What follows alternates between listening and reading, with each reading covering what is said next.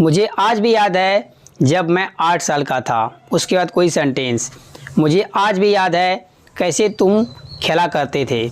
मुझे आज भी याद है कैसे उसने तुम्हें धोखा दिया था।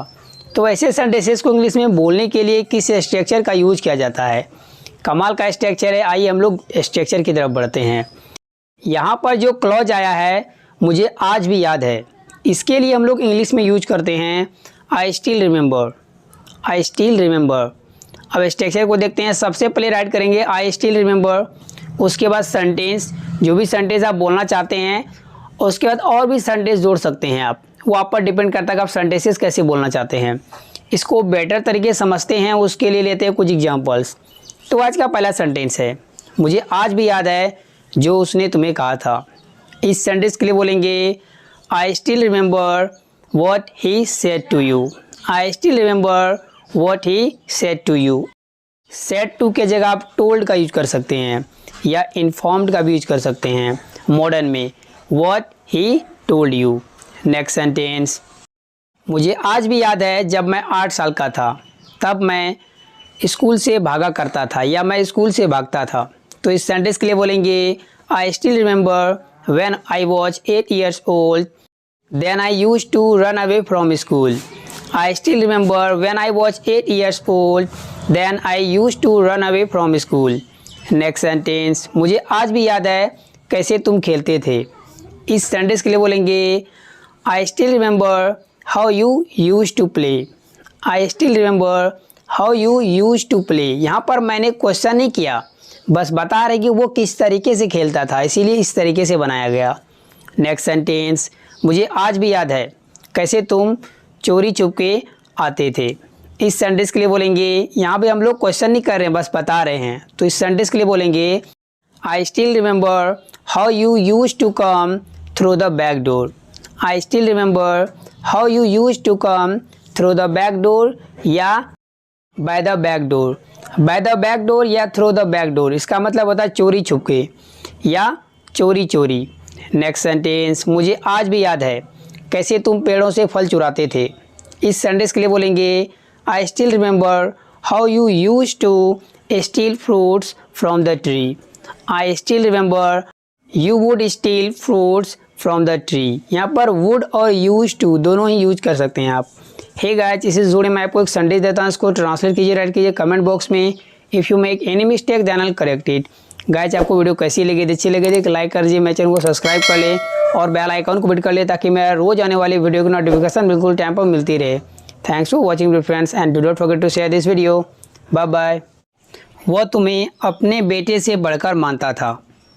तो ऐसे सेंटेंसेस को हम लोग इंग्लिश में बोलने के लिए किस स्ट्रक्चर का यूज करते हैं, जहाँ पर हम लोग कहते हैं किसी चीज़ को बढ़कर समझना, मतलब से बढ़कर मानना या से बढ़कर समझना।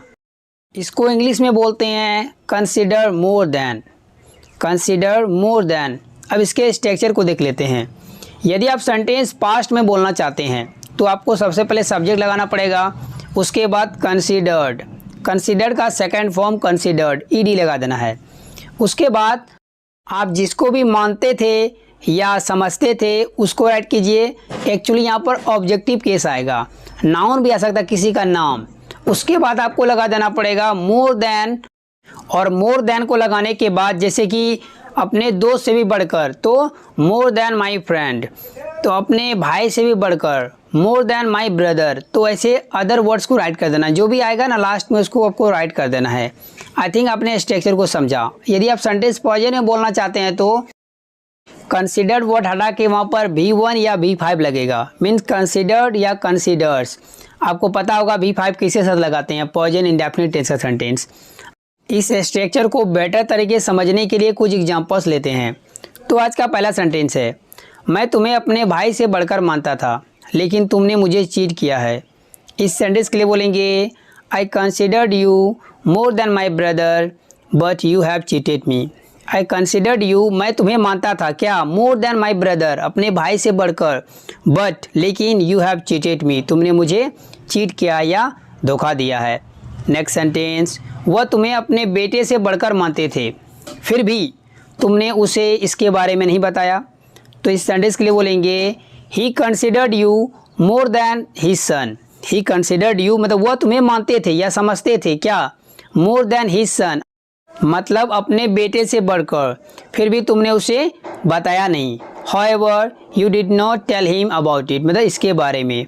नेक्स्ट सेंटेंस, मैं उसे सब कुछ मानता था। इस सेंटेंस के लिए बोलेंगे I considered her everything, I considered her everything।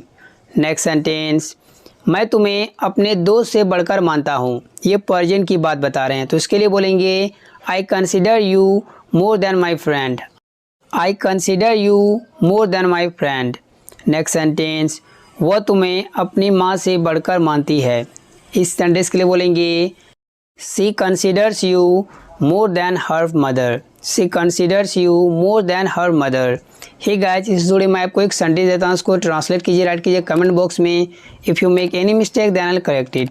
Thanks for watching friends.